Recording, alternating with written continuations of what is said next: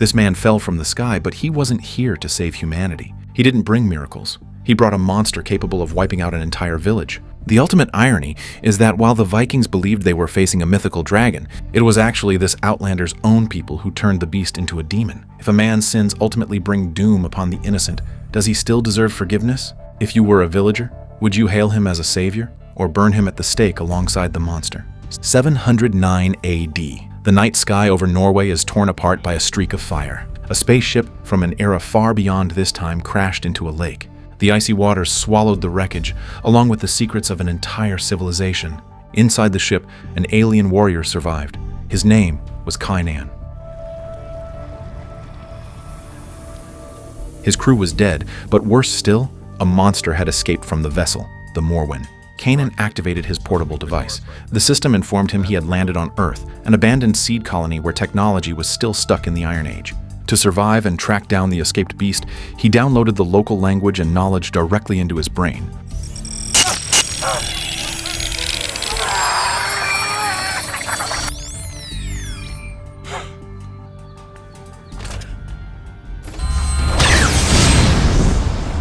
From this moment on, a man from the stars stepped into the world of the Vikings.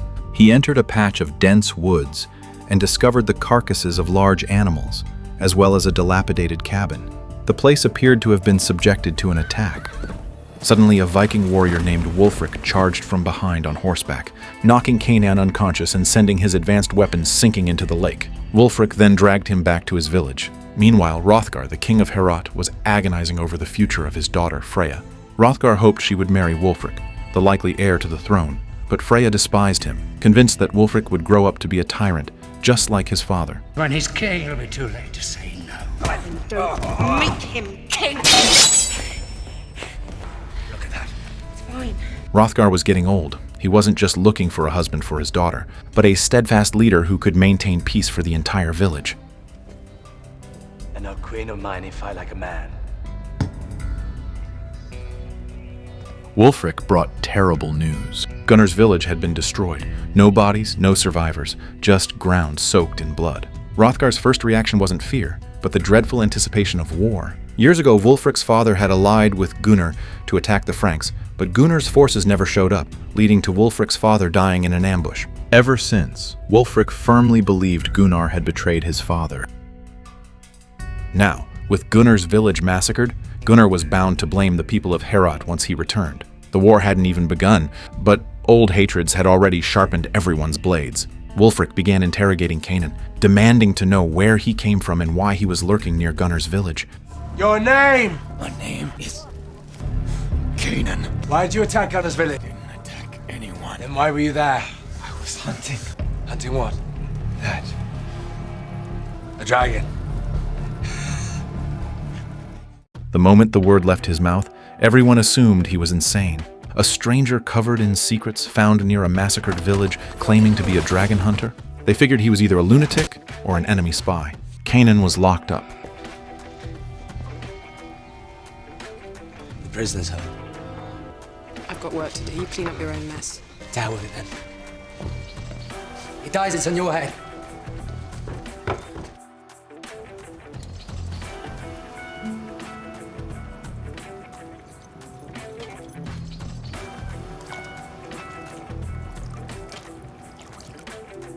Water.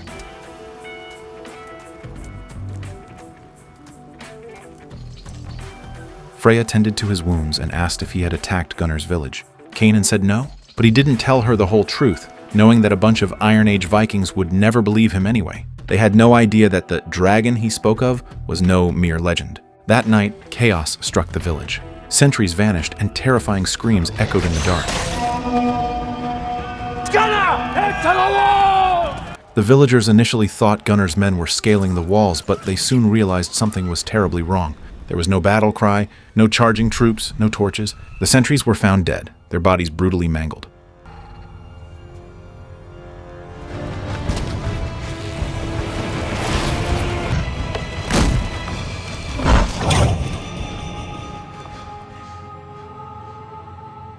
The gruesome sight threw the entire village into a panic. Some blamed wild beasts, Some even claimed that burying the old king with pagan rituals had angered the gods, but Kainan knew it was neither a god nor a demon. 3 of my men are missing, 5 are dead. So, why don't you tell me about your dragon?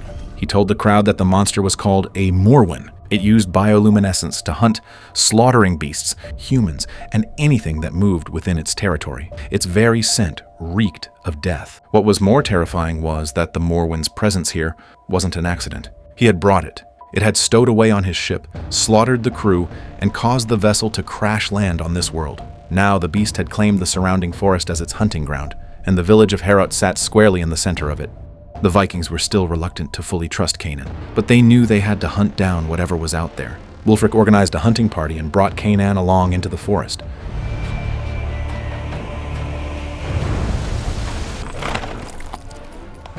Along the way, they discovered mutilated animal carcasses and massive blood trails, as if something had completely ravaged the woods.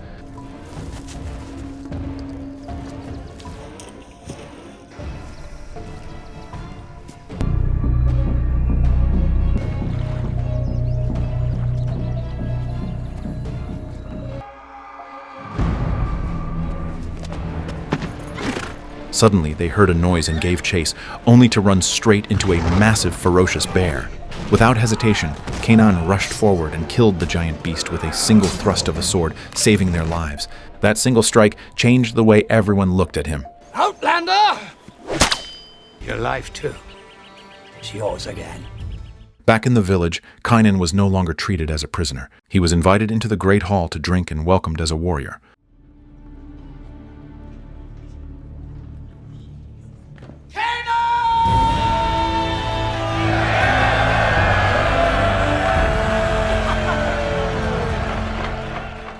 The men gathered around the bear carcass, boasting and sharing war stories. For the first time, the atmosphere was lighthearted. An orphaned boy named Eric quietly approached Kainan, wanting a closer look at the sword that slew the bear. Kainan handed him the blade, but asked for his name in exchange. The boy introduced himself. His parents had been killed by invaders a year prior, and the village had taken him in. Although everyone has now accepted Kainan, Wulfric is still resentful. He publicly challenged Kainan to a shield run. A brutal duel, fought balancing atop a platform of raised wooden shields held by the villagers.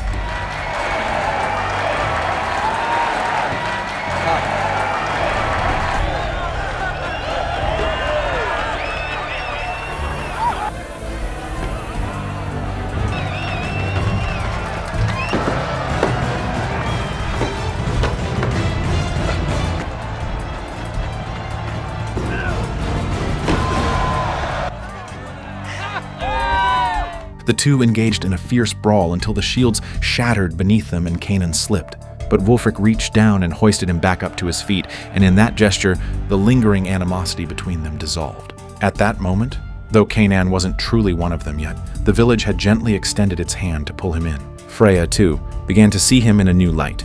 She thanked Kainan for saving her father's life, though Kainan modestly brushed it off, saying it all happened too fast to think. As they talked and laughed, the hostility completely melted away, but the looming crisis hadn't stopped, because Gunnar had arrived. Driven by blind rage, Gunnar and his men marched on Heorot.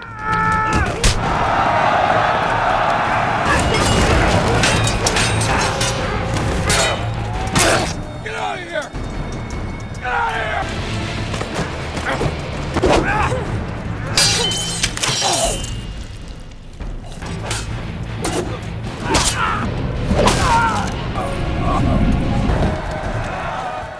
After a brief skirmish outside the walls, a defeated Gunnar was brought before the gates. He screamed furiously at Hrothgar. His village was gone, his wife and children were dead, and there wasn't even a body left to bury. He was absolutely certain this was a vengeful massacre orchestrated by Hrothgar and Wulfric. Staring up at the ramparts, he vowed that even if it took 1,000 years, he would rip the hearts right out of their chests. This was no ordinary conflict.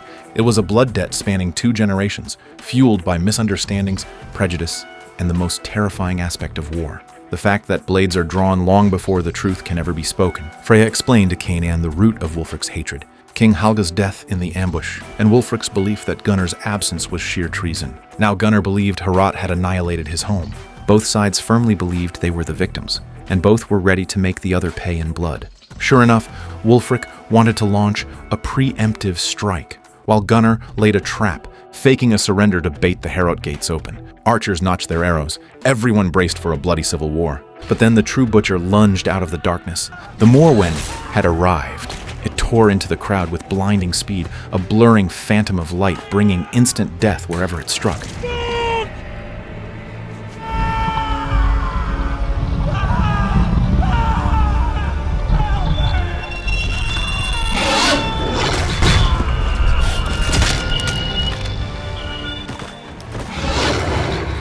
The two Viking clans, who just moments ago wanted to butcher each other, finally realized they had been fighting the wrong enemy. Together, they were facing an apex predator, beyond their wildest comprehension. Kainan stepped in, warning them that a head-on assault was suicide. The Moorwen was too strong, too fast, and immune to their primitive iron weapons. They had to build a trap. Wulfric, his pride wounded, angrily refused to take orders from an Outlander, yelling that Kainan wasn't one of them. But King Hrothgar intervened. The old king understood that true leadership wasn't about who shouted the loudest or swung a sword the hardest. It was about making the right choice when everyone else was paralyzed by fear. He declared that he was still the king, and he trusted Kainan. Mobilized by the king's decree, the entire village went to work. They dug a massive pit, set up mechanisms,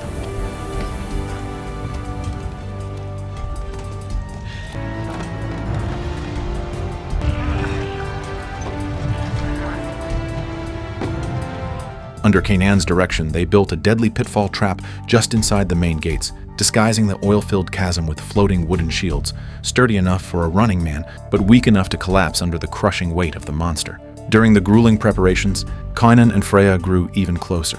Hrothgar even pulled Kainan aside, telling him that once this ordeal was over, there would be a place for him in the village if he chose to stay. Later, when Freya asked Kainan what her father had said, he hesitated. He knew he was far from the hero they believed him to be. It was then that he finally confessed his dark past to Freya. Freya, I don't even know what kind of man I am. So, tell me. Kainan's people, much like the Vikings, had a thirst for new land and a desperate need to survive. But when they discovered the Moorwen's home planet, they didn't choose coexistence.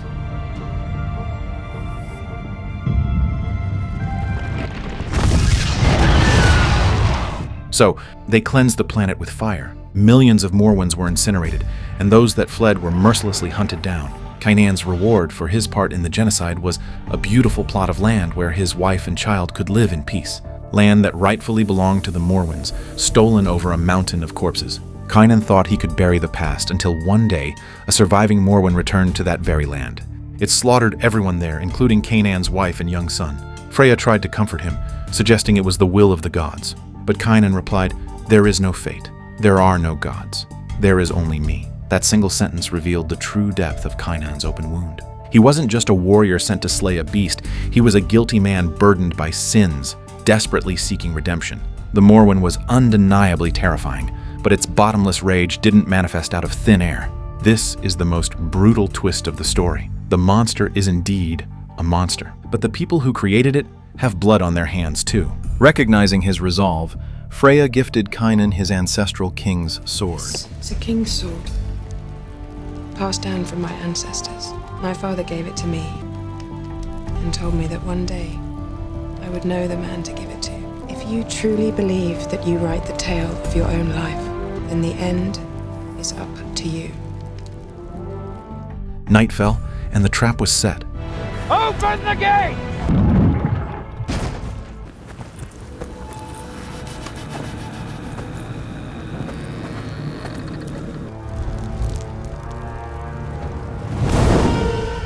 The Moorwen was lured toward the village gates.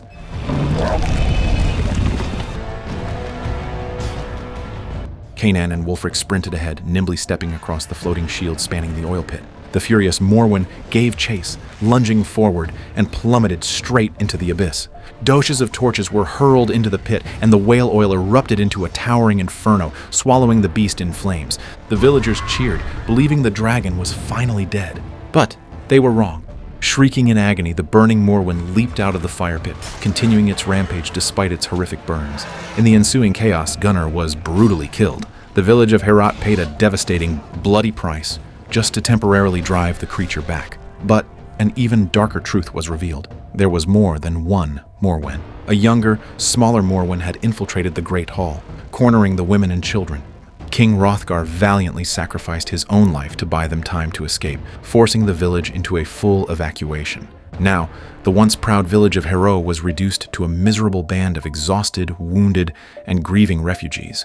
Wulfric inherited the throne, but as he looked upon his shattered people, he finally understood that the crown was never a symbol of glory. It was a crushing burden of responsibility. Kainan stood beside him, telling the young king that the future of Heorot depended entirely on what he chose to do next.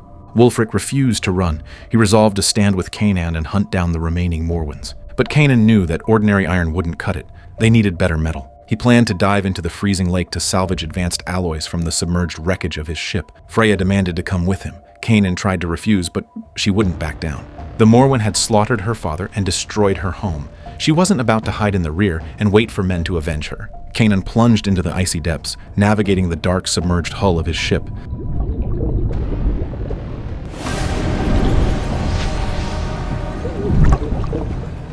But when he broke the surface with the salvaged metal, Freya was nowhere to be found. With a heavy heart, Kainan returned to camp and told Boromir to forge new swords from the alien alloy.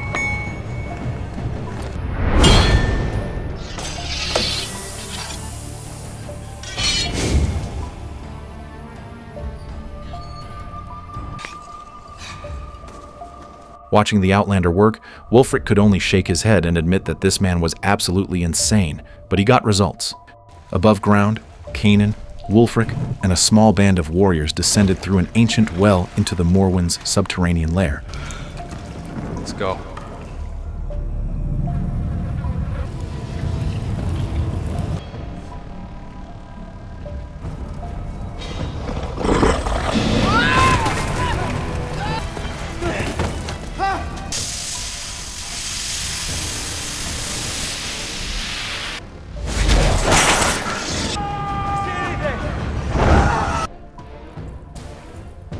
Deep underground, the air was thick with the suffocating stench of death, and human remains were piled high. The beast struck from the shadows, picking off the Viking warriors one by one. Boromir fought bravely but fell, his dying words a promise to share another horn of Heorot mead with Kainan, a promise that served as his final goodbye. This wasn't a battlefield, it was the belly of the beast, the final resting place for all its prey.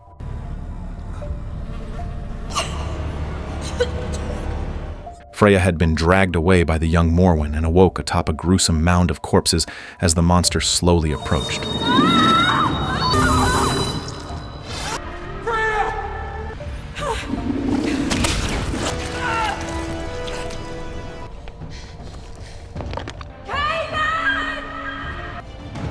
That way!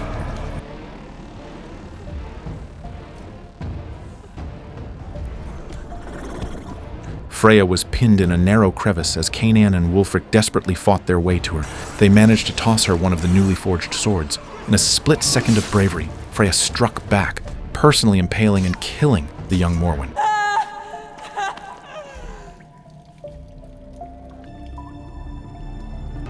Move. But the adult Moorwen was still out there. It emerged near a massive underground waterfall, its body scarred and glowing with angry burns, looking like a vengeful demon crawling straight out of hell. Wulfric charged fearlessly, but was mortally wounded.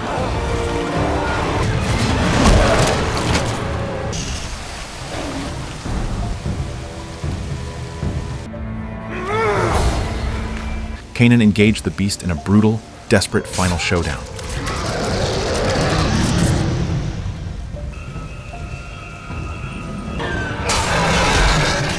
Freya joined the fray, and fighting with the absolute last of their strength on the edge of a sheer cliff, the three of them finally managed to send the monstrous Moorwen plummeting into the abyss. The dragon had fallen. The cycle of vengeance was finally over, but the cost was staggering. Wulfric lay on the cavern floor, his life rapidly fading. With his final breaths, he removed the symbol of his kingship and handed it to Kainan. This once proud, reckless warrior who had looked down on the Outlander finally acknowledged Kainan as his friend. He smiled weakly, whispering that he had always wanted to wear it, and at least he got to wear it for a day. He hoped Kainan would wear it much longer. Wulfric died then, not as a tyrant and not as a bitter vessel for his father's hatred. In his final moments, he truly died a king. In the aftermath of the battle, Kainan stood on a high cliff. He knew his people's rescue ships were likely searching for him. He could easily signal them, return to the stars, and go back to his advanced civilization. He made one last dive to his sunken ship, retrieved his belongings, and silently bid farewell to his tragic past asleep beneath the water. Then, he smashed his distress beacon to pieces. He chose to stay on Earth because he finally understood that true redemption isn't about running away. It is about staying behind to fiercely protect those whose lives were shattered by the disaster he brought. Hrothgar and Wulfric were laid to rest, remembered forever as the legendary heroes who stood against the Moorwen. As for Kainan, the stranger who fell from the sky, he went on to become the new king of Herat. He married Freya and officially adopted Eric, raising the orphaned boy as his own son. Generations of villagers would come to believe that the gods themselves had sent Kainan to them. Only Freya knows the truth. Kainan was no god. He was simply a man who had made a catastrophic mistake, lost everything, and actively chose to stay and shoulder the crushing weight of his consequences. That is why the most brutal aspect of this story isn't the ferocity of the monster. It's the uncomfortable truth it forces everyone to confront. Some wars are waged in the name of pure survival, but in the end, they twist innocent victims into bloodthirsty demons and force the very architects of the tragedy to become saviors. If it were up to you, would you forgive Kainan? Or are there some sins so grave that even a lifetime of guarding others can never truly wash the blood from your hands?